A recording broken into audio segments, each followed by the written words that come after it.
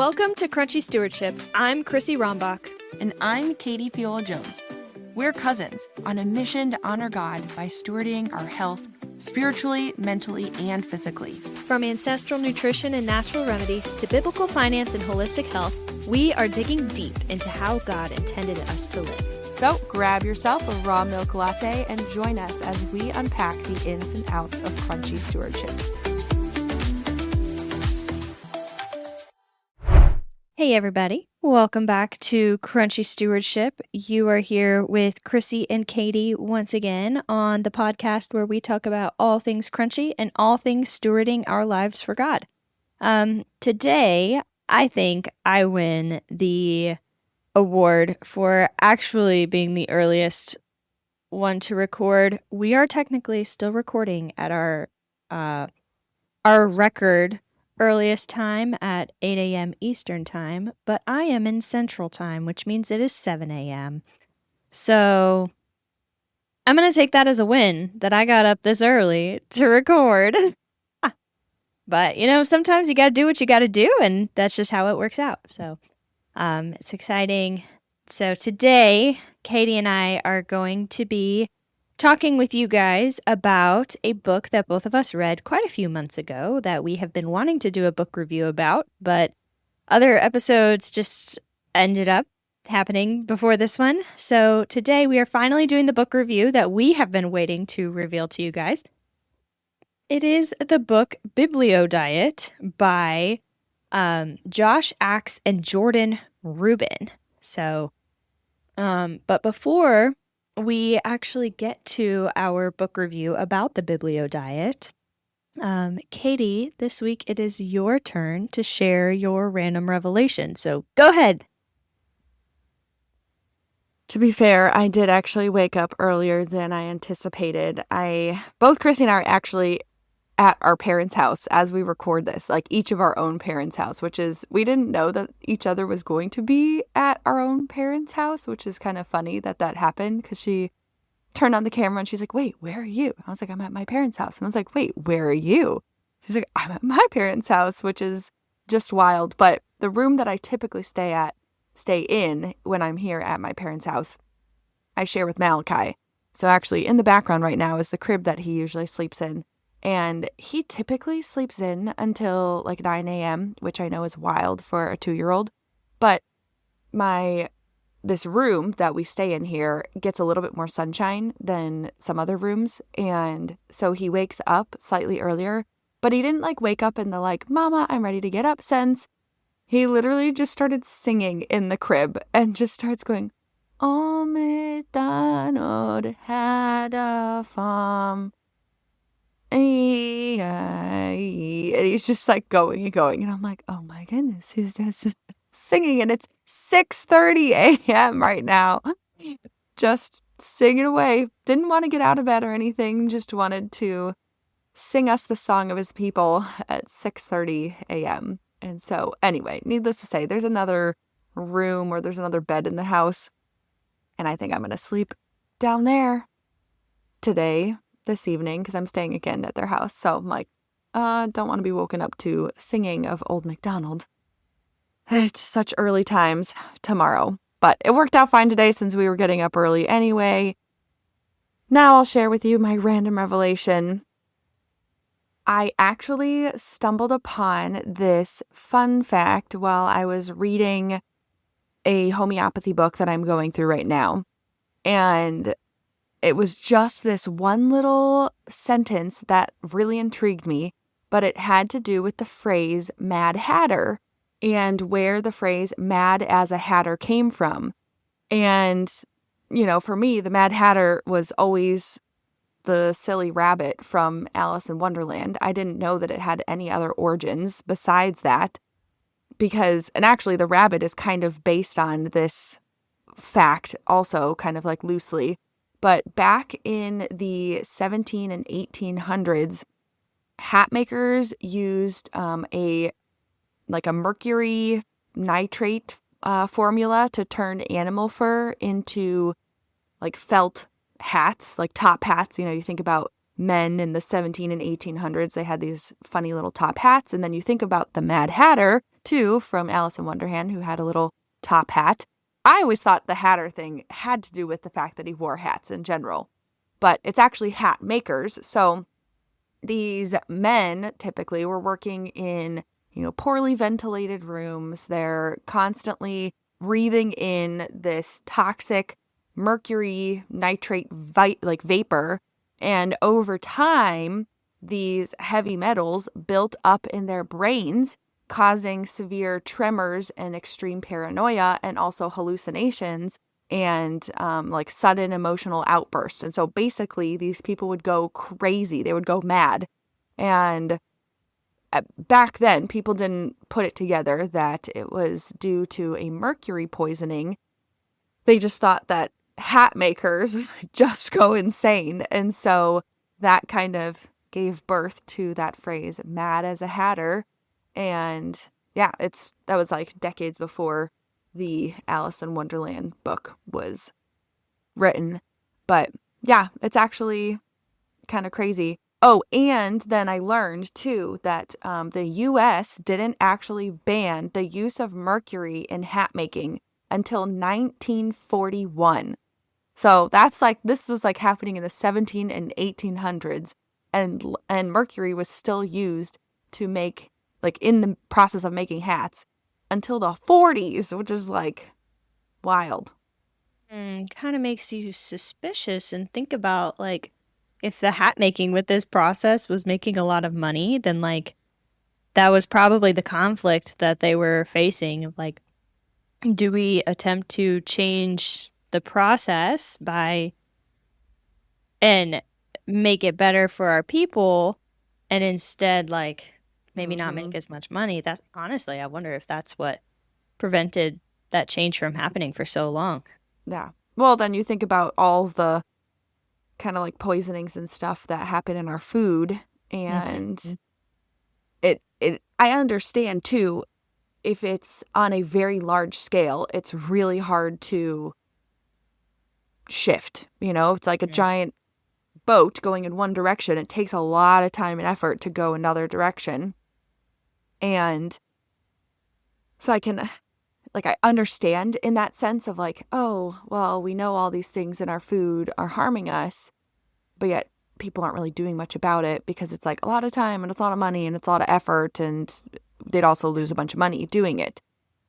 And so yet people are still getting sick over these things and they're not doing much about it. And you're cool. But anyway, I thought that was really random. It was this one line in the book that just was Mad Hatter came from mercury poisoning or something. And what did that even relate to? Well, so it's interesting. This homeopathy book, the first chapter of the book is just general health, because with homeopathy, it can help you overcome chronic and acute issues, health issues.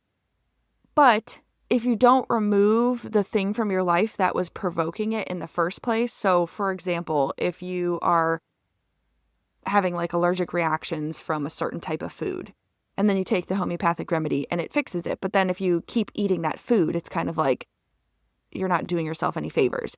Well, then on the chronic sense, again, things they were going through everything in lifestyle, but then they were talking about heavy metal exposure and how we should reduce things like aluminum. So they were kind of talking about all the normal or more common heavy metal exposures that we have, aluminum being one of them because it's in a lot of our cooking stuff. And then they had this phrase oh, we knew about mercury poisoning and that kind of stuff, and then talked about the Mad Hatter. And I was wait a minute, that is so interesting. But yeah, the homeopathy book is kind of telling you about how to change your lifestyle in general too, to stay healthy, and not just use homeopathy as oh, I have this problem, I'm going to get rid of it with homeopathy, and then it just comes right back, especially if it's a chronic thing, because homeopathy works wonders, but you also need to help your body stay healthy, which is just true in any situation. Yeah, so that's true. I've also heard that with detoxes. If you try to do a detox, but your body's not really ready to let go of the toxins, then it will just make you really sick instead of actually removing the toxins. And so it's important to use those health principles, like reducing sugar, reducing heavy metals, and eating a more whole foods, natural diet to prepare your body for a detox so that when the detox happens, your body actually has the avenues to get rid of the toxins and they're not all like clustered up and junky.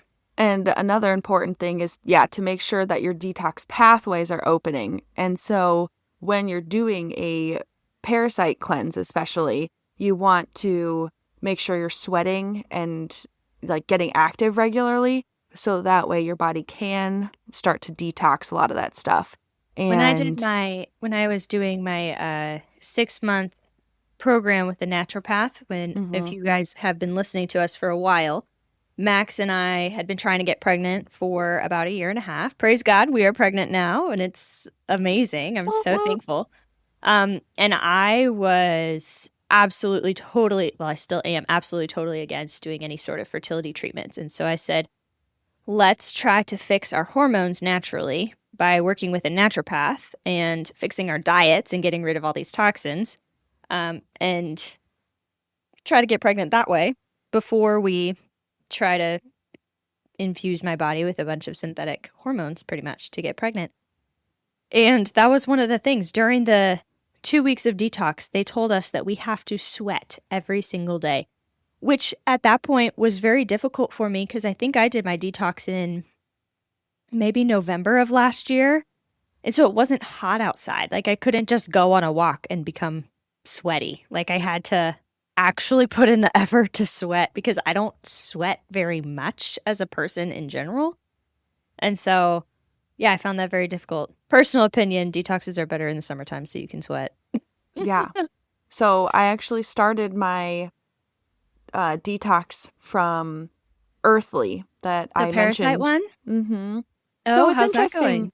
It's good. I literally started just yesterday, so nothing major is happening. But I read there when you buy anything from Earthley, so they spell EARTHLEY, earthley.com. They have a ton of amazing products and stuff. But whenever you buy anything from them, they also send you PDF, like informational guides for that product, but also just other helpful resources in general. So I have a lot of like PDFs from them over time, including like one on sleep and one on teas, something like that, like how to make your own like herbal teas. Anyway, they sent me this like detox, like little booklet kind of thing. And so it goes into like all the different things about parasites, like FAQs and myths and things like that. And they basically said this detox thing that I'm using, it's not like one of the harsher detoxes that many people typically do when they are trying to get rid of parasites. This one is more of a general boosting your body to fight off bad parasites if you have them, which was interesting because I did think it was some kind of detox because they sent me a little magnet to put on my refrigerator for like my detox days to like, check off the boxes of when I did certain things and stuff. But then in the PDF, it was saying like this one is more like that you could use this as like a daily maintenance kind of a thing and do it daily because they give you like 3 different, what are they? I don't even know what they call them, serums or tinctures. Mm-hmm. And one is called Liver Love. One is called, I think, Gut Support. And one is called like Detox something. So anyway, so I'm supposed to take 2 of the tinctures in the morning and then 1 around lunchtime. And but then they're like, you could use this for daily use and just like an ongoing thing just for general immune support and gut support and that kind of stuff. So I was like, interesting. Not exactly what I intended to get originally. And so I wonder if it will, but they still had all the same information about making sure your detox pathways are opened and like certain foods to avoid and certain foods to eat during the detox and stuff. So I don't know. We'll Wonder see. I'm going to keep going kind with of like it. both and where the tinctures themselves like kind of stimulate the processes in your own body to for your body to do the work rather than for the tinctures to be the ones doing the work. You know what I mean? And that's probably why it could be Yeah. like a daily thing rather than a lot of times when you're doing some sort of detox, it's the whatever you're consuming is the one doing a lot of the work. And your body is like they're helping it, but it's the one stimulating the detoxification. So I wonder if that's what's going on. Well, and I chose to do it this week because we have a full moon coming up tomorrow. Yes. According to my Google research, I did this when I bought it. I was like, "When's the next full moon?" So, Okay, I actually yeah. want to hear something really cool. So I was flying into Houston last night and we had to circle. Oh, wait, that was the first flight. Anyways, second flight, we were flying parallel to this storm that was covering like the entire southern eastern states of the United States. And so for a good like 45 minutes, I was sitting looking at the full moon with its shadows over the clouds and watching this huge thunderstorm in the distance. It was gorgeous. And like watching it from the airplane is just a whole different experience, you know. We were far enough away. I wasn't afraid the plane was going to get hit by lightning or anything like that. But yeah, it was beautiful. That just reminded me. And the moon was like super bright and almost full and reflecting off the clouds. It was just so pretty. Cool. Anyways. All right, we should get into our actual topic for today, the Biblio Diet. So let's see. Katie, do you remember how we were interested? No, introduced. That's the right word. Were we introduced to this book through Culture Apothecary? I think personally, for myself, I was introduced to it through Josh's podcast. So I had actually, at the time that this book came out, I was pretty regularly listening to Josh Axe on his podcast. I think it's just called the Josh Axe podcast. The Josh Axe Show. The Josh Axe Show. So I was listening to him, and he had an episode where he had Jordan Rubin, his co-author, on as a guest, and they were basically talking about diet principles, health principles, things like that come from the Bible. And I remember listening to it and being like, wow, this is super cool. And then, yeah, they talked about how they had written a book basically all about it. And I pre-ordered it because I was like, this sounds super cool. So, wow, yeah, okay. I pre-ordered the audiobook. audiobook. So you heard about it through Josh Axe. I think I heard about it through Culture Apothecary because Alex Clark interviewed Jordan Rubin. And he told her all about his new book, The Biblio Diet. And I did also hear this podcast probably a month or two before the book actually was released. But in typical Chrissy fashion, I didn't want to use my fun money on a book. And so I actually waited, I think, 2-ish months until after the book was released before I ended up buying it. But ultimately, it's a great book. It was published in 2025, I think. So it's really not old at all whatsoever. It was like fall of 25 is when it was published. So it's like coming up on its 1-year anniversary. I have found it incredibly helpful in just like kind of being a little bit of a reference, but also being more just like a really great standard to live by, which obviously the Bible is the perfect standard to live by. And these conclusions that the Biblio Diet makes, these claims that it makes, are all pulled from the Bible, like straight from Scripture.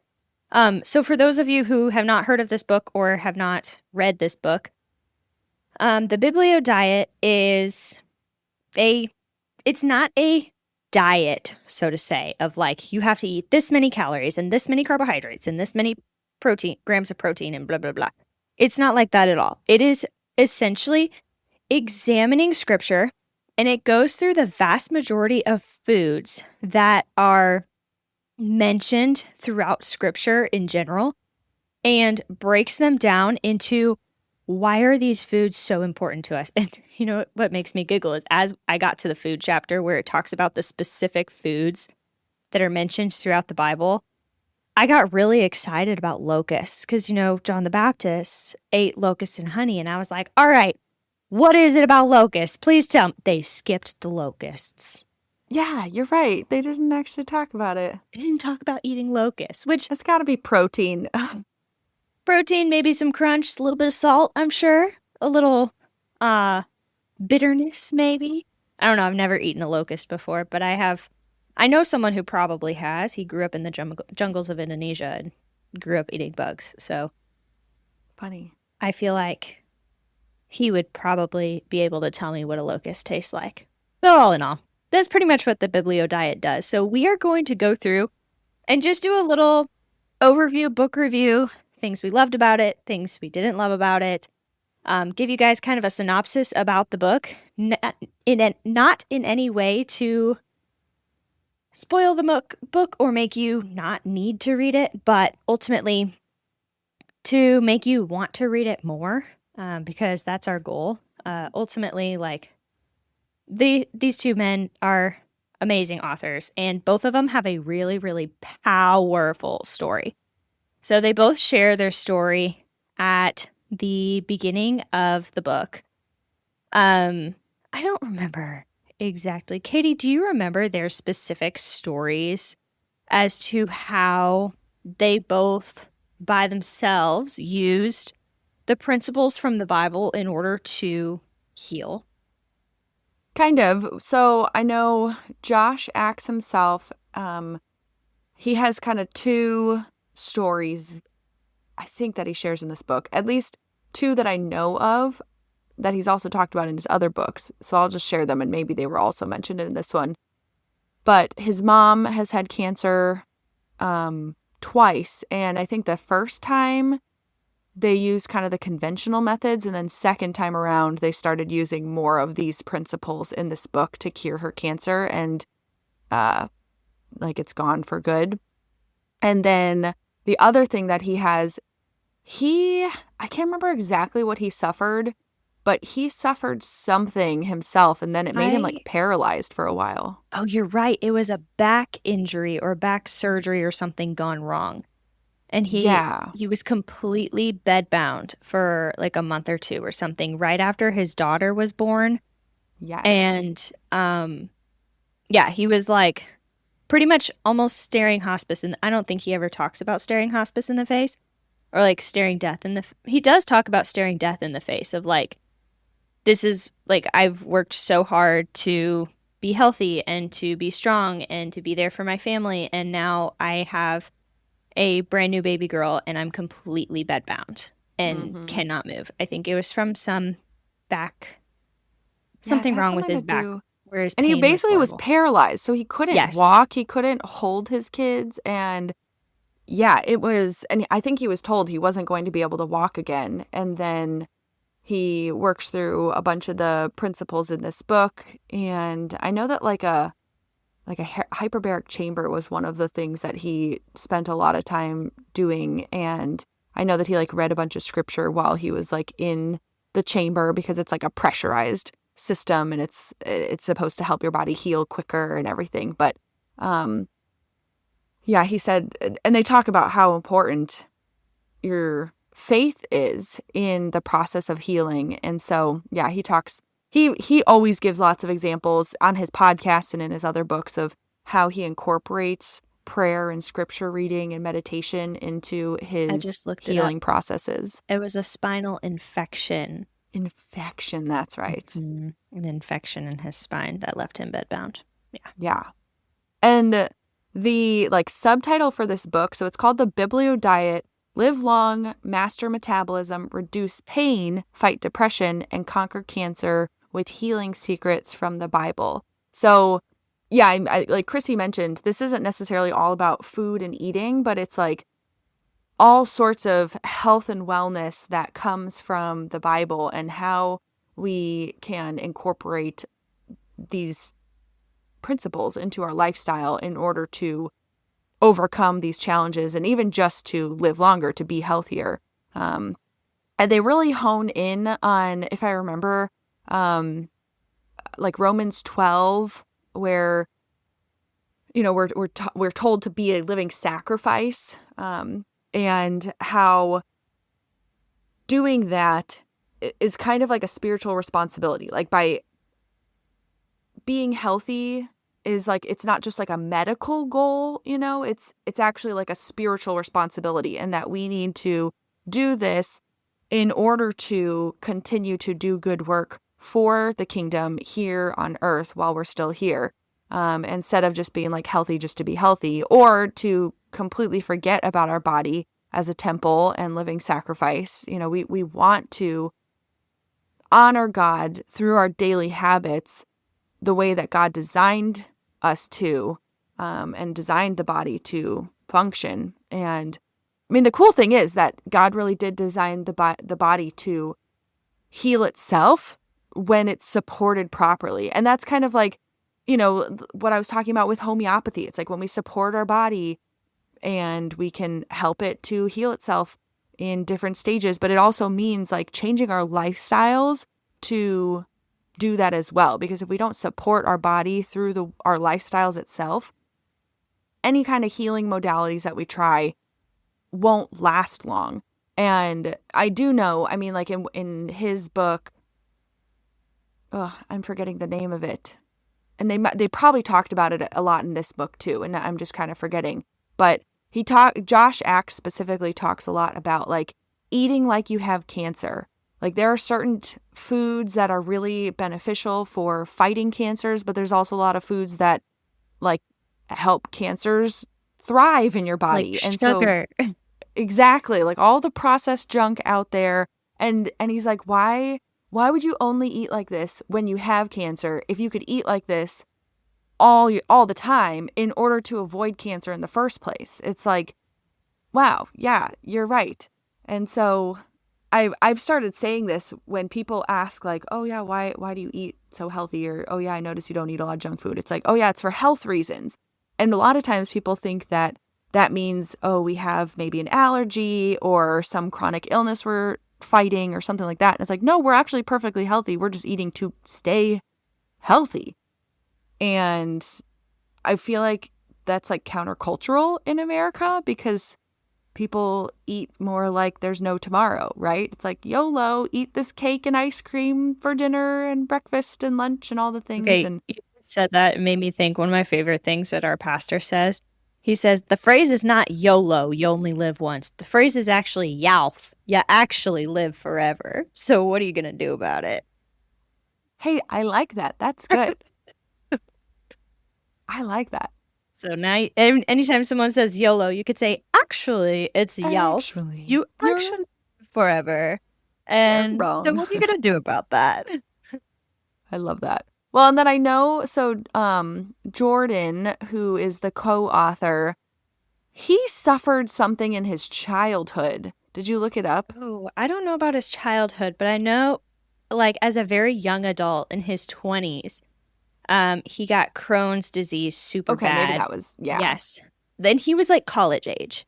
Okay. That was complicated by severe muscle weight loss, parasitic infections, and endocarditis, which is an infection, like inflammation of the valves in his heart. So he said apparently he lost like 111 pounds and got to the point where he was like, Mom, I need you to take a picture of me of like how skinny and sick I look. Because he was like, he kind of describes himself as a walking skeleton of like, I had no weight on me. I was so sick. And he needed his mother to take a picture of him so that when he started getting better, he could look back at that picture and see how sick he was. And, you know, when your illness like shows on your body like that, like that's how you know you are really sick. And so both of them come together to write this book talking about food principles from the Bible, but also like other principles, because if you ask Jordan or Josh, neither of them will say that it was just the food that healed them. Yes, the food was a very important aspect of it in like not introducing more toxins to their body and giving their body the nutrients and everything like that. But as we have said so many times on this podcast, like, health and healing is more than just physical. You know, it is mental, emotional, spiritual also, and financial in our opinions, but this book doesn't really touch on finances at all. And so both of them in their healing process talk about the importance of scripture reading and the importance of prayer and the importance of meditation and the importance of like really just getting your mind right before God and getting your soul right before God, and the impact that that also had on healing their bodies. So I think we're just going to start by going through the beginning of this book of like, what exactly do they really talk about? So they talk about the Biblio Diet, which essentially they're arguing that scripture gives like an owner's manual idea of like how to eat the way God intended for us to eat. So if you think about like, we've said it before, God created food as medicine. Why don't we still use food as medicine? Well, they go through all of the foods listed in the Bible. And by all of the foods, I mean like all the foods. Milk and honey, meat, bread of life, fruit, salt, because we are the salt of the earth. Biblical spices like cinnamon, cumin, garlic, frankincense, myrrh. They go through essential oils, leaves, and Ezekiel, the book of Ezekiel. I don't remember exactly the reference. I think I have numbers dyslexia because I cannot remember numbers to save my darn life.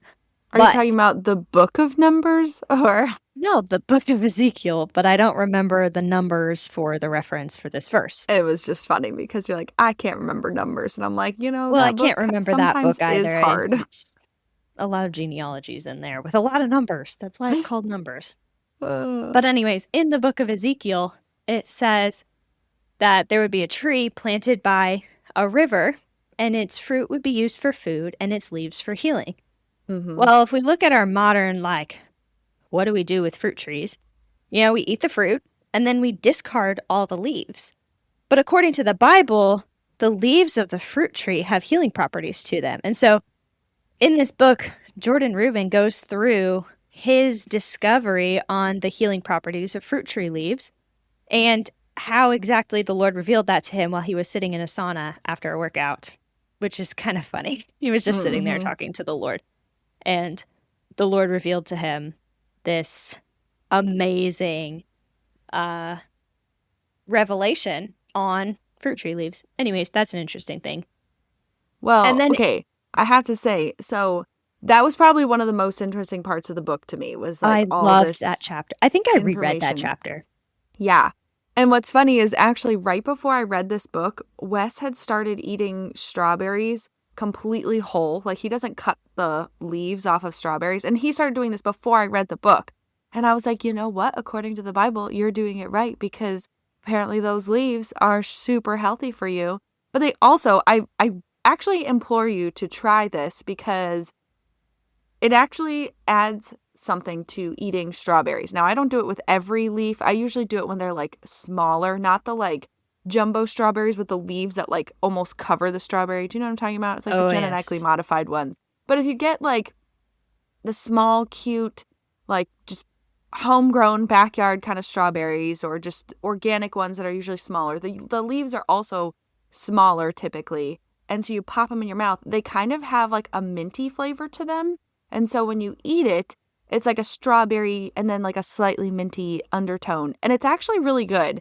And I've also actually seen people on Instagram making like fruit leather from they cut the tops off the strawberries and freeze them, save them until you have a bunch, and then blend them up with a little bit of honey and lemon juice, I think, in a blender and put them in the oven until it becomes like a more solidified, sticky-ish consistency. Yeah. Cut it up, and it's like fruit leather or like a fruit roll-up kind of thing. That sounds good. Yes, so good. Sounds and like I was like, wow, work. that's genius, because a lot of kids especially are like, I don't want to eat the leaves. So then as a parent, you're like, well, I can do something with these leaves, you know? Unless you're a 2-year-old and don't know better and eat everything. And Malachi he'll start eating like the blueberries with the little stems on them. Do you ever get blueberries and they still have like the teeny itty bitty parts on it? And he just like stem. And I'm like, buddy, take it off, like, because he'll just start picking at them and just throwing them in his mouth. And I'm like, no, man, don't do that. He doesn't even notice. Get a little stem stuck. I don't recommend eating blueberry stems, but strawberry leaves, go for it.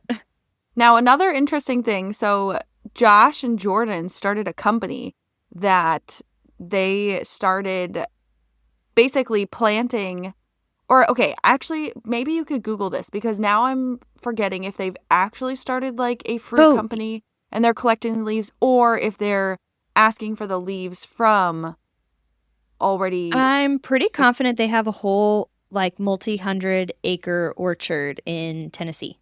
Or at least Josh so they do. Okay. Yes. And I know that they're using the leaves from that. I couldn't remember if they actually had the orchards and stuff, or if they were collecting the fruit leaves from other like fruit producers. But if you think about it, like in our own lives, if you don't want to go out and buy their product, you know, you can go to any. This is how Jordan Rubin initially got his leaves. He went to a local farmer and said, "Hey, what are you doing with those apple tree leaves?" And the farmer was like, "Oh, throwing them away." And Jordan said, "Can I have them?" And the farmer was like, "Oh, sure." You know, like fruit tree leaves are not for sale. They're for trash, generally speaking, in America. And so it's really easy to go up to literally any orchard anywhere and say, "Hey, can I have some leaves?" And they'd look at you funny. And then you can do with the leaves what this book tells you to do with the leaves in order to benefit your healing properties. But we're not going to tell you about it because you need to go read the book yourself. So, like, haha, just kidding. Because it's really, honest, I honestly think it's important to read the full book. It goes so in depth about everything. What's funny is that I'm like, I don't remember. Please tell me what this. Well, now you have to go re-listen to that chapter. I do remember I was listening to this book at a time where I was like kind of busy and I kind of wanted to just like get through it. And I have certain things, like I actually found some of my notes that I did write of just like, when I read a good book, I write down things that I'm like, oh, this really stood out to me. This is really interesting. Or things that I wanted to look into more. So I have that. And I remember, I just remember loving the fact that they were talking about these fruit leaves. And I was like, that is so weird and specific. And yeah, but I don't remember what to do with them except that we eat strawberry leaves in our home. Well, it doesn't actually talk about eating strawberry leaves, so you're. I know. I was actually surprised about that because I'm like, I feel like that's so easy because they're. It is on the fruit. It's the most like straightforward way because you get them with the leaves on them in the grocery store. But are there any other fruits that the leaves are just on them? I don't think so. I did have a peach with a teeny tiny leaf attached to it. But that's like a part of the stem, right? Yeah. So it's like. It actually made me think. I was like, I've only ever seen peaches with leaves on them, like in a cartoon form. Yeah, like James and the Giant Peach.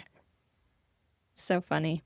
Okay, so I wanted to talk about my favorite chapter in this book, which is the Bread of Life chapter. Because if anybody knows my story on how I started becoming crunchy, it all started with bread. Because I was literally thinking earlier, I was like, wow, as a teenager, or really more of a preteen, like junior high age, my mom used to call me Carbo Queen because I would sneak into the pantry and just grab a slice of bread and eat the slice of bread just by itself. Or I would make bread and butter, or I was just obsessed with carbohydrates, like probably very addicted to them at that point in my life. I was also working out like a crazy person, so my body really did need a lot of carbohydrates. Little did I know my body needed more protein than carbs, but it was craving the carbs because I wasn't giving it the protein that it needed. So anyways, I love bread still to this day. Love it. And I have learned to no longer like more processed breads like Wonder Bread and things like that. But so my bread journey started to try to save money. We started making our own bread. And then one of my patients actually recommended that I start grinding my own wheat to make the bread. I did a ton of research on this, and fresh ground wheat bread has so many nutrients in it, guys. Like, If you want to go listen to our bread episode, it's like the 5th or 6th episode that we ever posted. Bear with us. It doesn't have the cool intro. We want to re-record it, but that'll happen eventually with our cool intro. But if you want to hear about the science of bread and how awesome it is for you, go listen to that episode, because bread is like the best thing in the world, especially when you make it with fresh ground wheat. And this chapter really just like highlighted that for me, because Jesus calls himself the bread of life. And he says that nobody can live on bread alone, but only by the words given to them by God. And so if you think about it, well, like in our modern context, it's like, oh, of course you can't live off of bread alone. Like that's just literally like white fluff. Like there's no nutritional content to it. But if you think about the bread that they were actually eating, it was so nutritionally dense that they really kind of could live on bread alone. Like the really poor people did. And they didn't, who couldn't afford the meat, who couldn't afford any fruits and vegetables or anything like that. Like they lived off of bread. And during the famine, when Joseph was in charge of the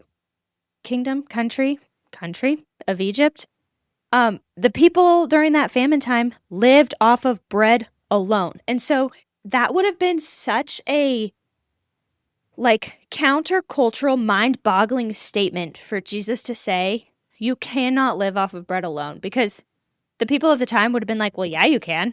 Like we do it all the time, you know, like that's all we eat. And so I just really love that chapter, because it really goes into the healing properties of wheat and fresh ground, like grinding your own wheat to make bread, and the different kinds of wheat and like the ancient grains that they had back then, like einkorn and what are some other ones that they had? I want to say like kamut maybe they had back then. Barley they talk about, spelt. Those are all like ancient grains. They didn't have like hard white wheat, soft white wheat, hard red wheat, gosh, I can't even say. Hard and soft red and white wheats. Have you like used any of the ancient grains yourself for any baking? I want to so bad. And the bread that I want to make the most is Ezekiel bread, which is the specific bread recipe that God actually tells Ezekiel in the book of Ezekiel. I don't remember exactly what's in it, but I know for sure it has einkorn and spelt and barley in it. My whole thing is like, when it comes to making bread, we are still like short on space. And so we buy like the 5-gallon bulk container of wheat, and that mostly gets stored in our storage unit, except for a smaller container that we can fit in our kitchen. And so one day in the future, when I have the freedom to create a beautiful pantry with all of my cute little glass jars of all the different types of wheat, and I can go through and get a little scoop and scoop out all the different wheats that I want, then I will trial a bunch of different ones. Or if I come across a recipe and like we're a little under budget that month in groceries, then I might buy a little extra wheat of a different kind. But at this point in my wheat walk, we mostly just use hard white wheat. Thankfully, hard white wheat is not super genetically modified. I think it's probably a little bit, but it is organic. The processor, the people who like sell it to us, claim to be non-GMO, but just by nature of it being like hard white wheat and very specific, and they're also being soft white wheat, that just makes me think that there's some sort of genetic component going in, whether or not it was like scientifically modified or like intentionally grown together to create this new, like how Darwin made peas or whatever. But anyways, question. I don't know actually like how it is. We do have hard white and soft white now, because I tried making something with hard white wheat, and basically soft white wheat, like grain, is used for more pastry-like stuff because it's softer, it's fluffier than the hard white. So when I make bread, my just sandwich bread, I do the hard And then when I Yes. make like pancakes or muffins or cookies, which I'm trying to remember what I made. I guess it may have been cookies. I think Yeah, it was. cookies you definitely want to use the soft. Yeah, and I think I made cookies with the hard, and they didn't turn out terribly, but they were just much crumblier. Like, Hmm. just, they would kind of like fall apart. They were still really Well, like delicious think of tasting, the but consistency difference between like a fresh loaf of bread versus a croissant. mm-hmm, You know, like the loaf of bread is going to be more crumbly and the croissant is like flaky. And so mm-hmm. the soft wheat is what you would want to make more like pastries, things like that. Because it's Mm. softer. Crunchy confession right now. Oh boy. Whenever I come to my parents' house, just because we're talking about cookies, I literally had so many cookies last night. My sister is in town and made chocolate chip cookies, the ones that my grandmother, like our dad's mom, used to Like make for us. the nostalgic ones. Yes, and I ate so many. But in general, whenever I come to my parents, I eat so much worse because my mother has so many like desserts and treats and things. Just like she had like the tin of those. Oh, now I'm forgetting what they're called. They're like the Chocolate straws. swirl straws. Yes, what are those Oh, called? I don't Okay, know. she had those They're and it so good. literally tastes like um hot chocolate in the middle. And so I would eat them and then it would have like this like gooey chocolate in the center that was like eating hot chocolate in gooey form. And I'm like, these are so stinking good. It's so dumb. And I what you have hate to do this. is warm up milk and then drink the milk through that straw. Oh, so good. But anyway, whenever I come here, it really is so terrible. And so now, okay, because I'm doing this like Parasite cleanse. Oh my gosh, I was not supposed to eat sugar and I ate so many cookies and now I'm It's literally okay. Day one. just reading this. It was day one. You're good. You can start Yeah, afresh today. it's literally so bad because she has so many things. And I complained to her actually when your parents were in town here. And I was like, Mom, why do you have, she had like some sort of like coffee cake crumbly kind of thing. And then That's she so had dangerous. all of these desserts and like these little bags of cookies. And they're like the ones that are supposed to be like 100 calories per whatever, you know, like supposed to be healthy or whatever. But I'm like, they're still cookies. They still have sugar. They still have all these Yep. other terrible things. They taste all so good, which is the worst. I'm so good at eating well at home because we don't buy any of that. We don't keep any of it at home. So it's not an option. The only option for sweet stuff is like honey or some like dark chocolate that I have, or if I make granola and sweeten it with some maple syrup. And so those are like my sweet treats at home, but they're usually like homemade things, you know. Anyway, here it's a different story. And for some reason, just being with my parents, I have way lower self-control with it. And so I just eat all the terrible things. And then I'm like, oh my gosh. Well, I can come alongside you in that crunchy confession that being pregnant has made it incredibly difficult to continue to eat healthy because leafy greens were one of my food aversions early in second trimester. And so I kind of like avoided vegetable. Oh, and sweet potatoes, which are like two of the best foods that you could eat. But yeah, so I kind of avoided vegetables at all costs during the beginning of my second trimester because it was just like bleh. And then meat also just felt bleh. And I was craving Lucky Charms of all things, which like, you know, I really just have to question because they say with pregnant women that your cravings are like the nutrients that you're lacking, whatever. And I just have to say, like, two of my funny cravings have been like, not what were they? Oh, sour gummy worms and then Lucky Charms. And I really just have to wonder, like, what is it in the sour gummy worms or Lucky Charms that is just like so gripping to me? And I told Max that I really wanted Lucky Charms. And then he laughed at me and said, No, you will not feed our child that toxic crap. Way to go, Max. Yes, he was great. So then I went to Whole Foods and I found an organic Marshmallow Stars Galaxy cereal. Christina. It actually has all real ingredients in it. Like, yes, it has sugar in it, but like I was it's like colored. the real sugar. I don't know what kind. It's cane sugar, I think, actually. So I guess better. Probably not. But anyways, it's better than the processed white stuff. So yes. yeah. So it has cane sugar, but then it's colored with like beetroot and turmeric and blah blah blah. Well, I took one bite of that and I was like, this is not Lucky Charms. It just didn't taste the same. So, yeah, that's been my hard part now. And then we're at my parents' house and they have honey bunches of oats. And I may or may not have splurged this morning. And are we planning on going to my favorite donut shop from high school? Maybe. Maybe possibly. I did buy a donut the other day from an Amish bake sale that was happening when I was like picking up milk. I like drove by it and I was like, oh, let's go check it out. And I purely intended just to buy one of their loaves of bread because they make these like amazing like herb breads and things and they're so good. Sounds delightful. They're not made with anything like organic or anything, but they're just good and they're like a homemade delicious bread.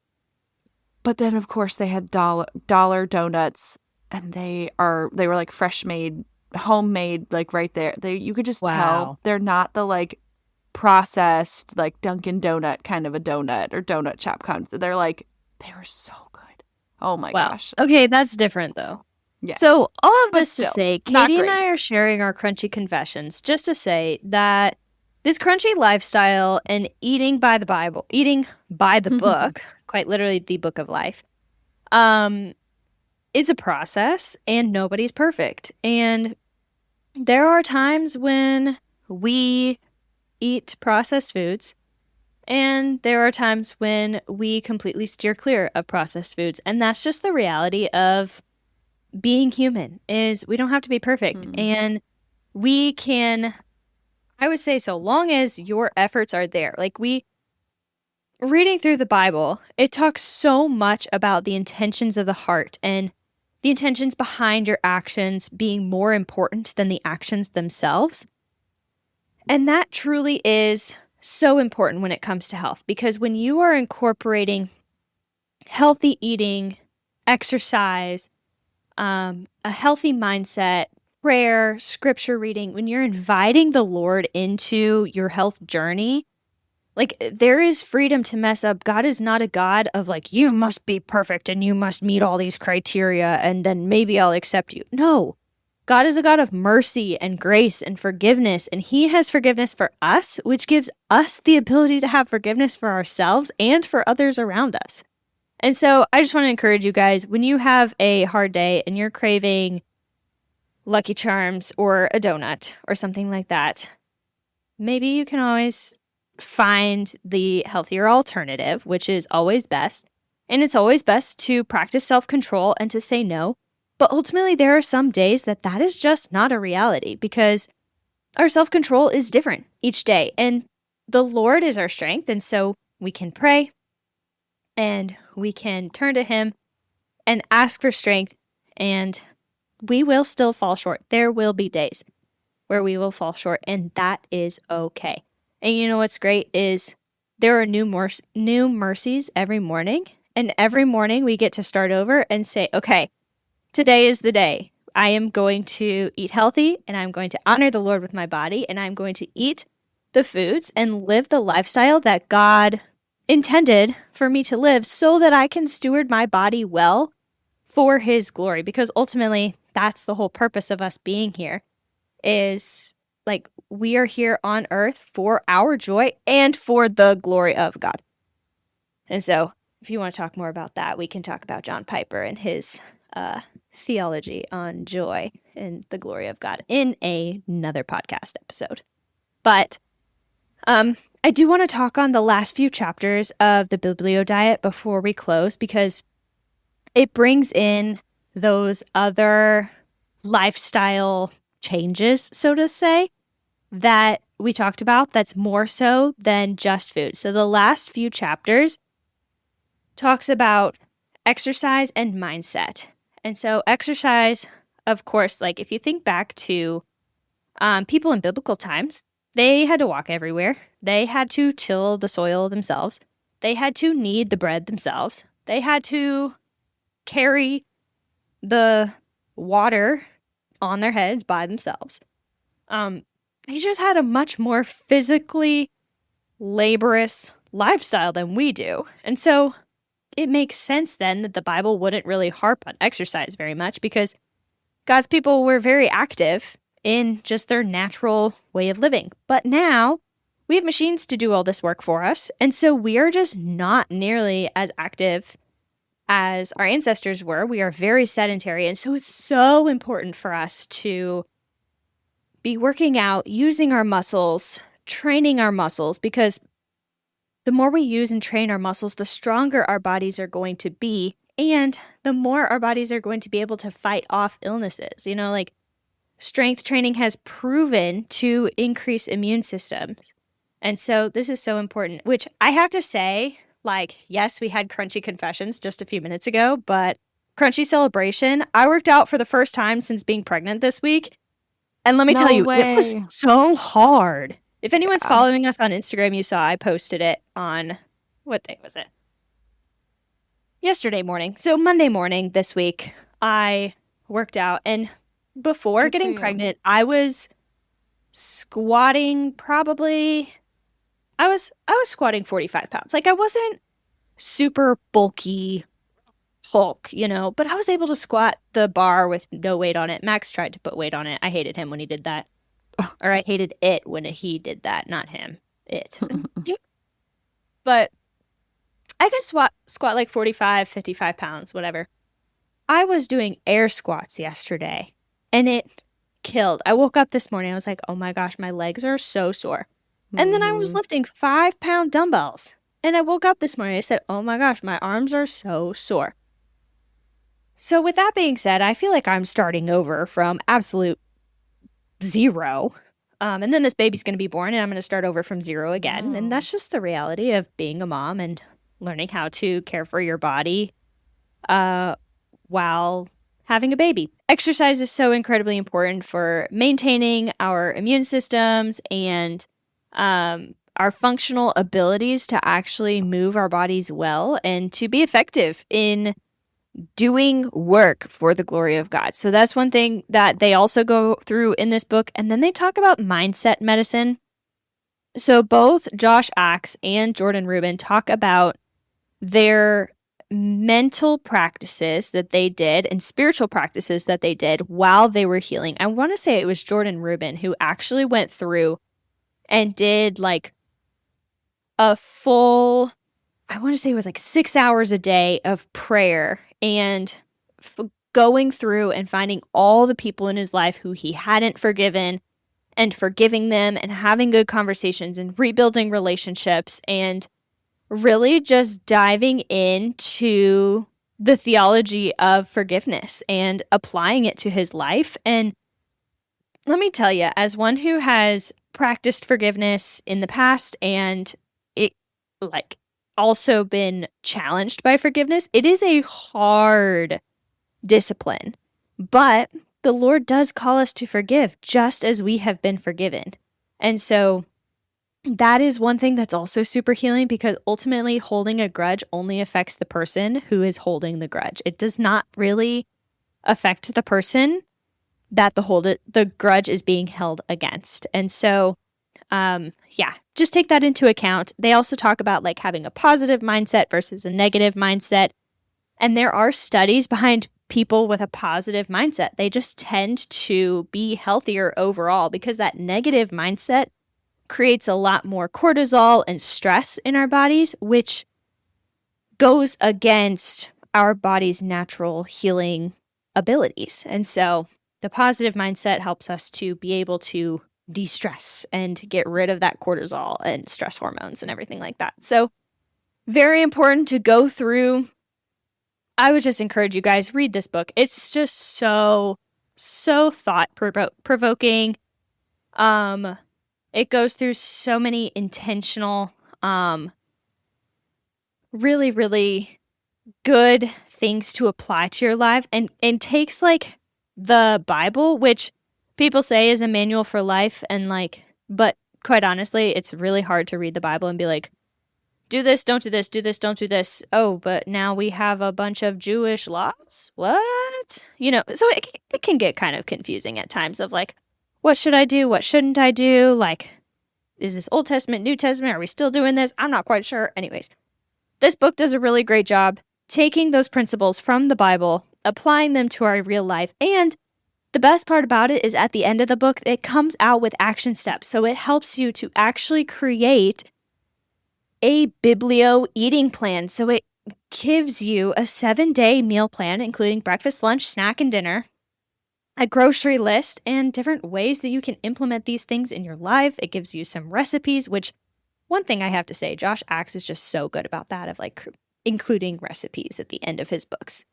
He does a really great job about doing that so that it makes it easier to add these principles into your life. So highly recommend that you guys read this book. Katie and I both rate it a 5 out of 5, like a 5-star book. So go out, get it. It's awesome. We love it. And so we're going to end the episode there. If you want to continue this conversation, make sure you come join us over on our Facebook group, Crunchy Christian Mamas on a Budget. Follow us on Instagram at Crunchy Stewardship. And we would love to continue this conversation with you and talk about what it means to eat a Biblio diet and live by the book of God, which is the book of life. And so I just want to leave you guys with that today. Remember, as you are going, you are the salt of the earth. And so let's use the salt in our lives to make us a little bit more salty. I just came up with that one. That might be a little cheesy. We might take that out later or leave it in. I'm not sure. We'll find out. But all right, y'all. Have a great day. Thank you so much for listening to Crunchy Stewardship. And remember, whatever you do, whether you eat or drink, do it all for the glory of God. We'll see you guys next time.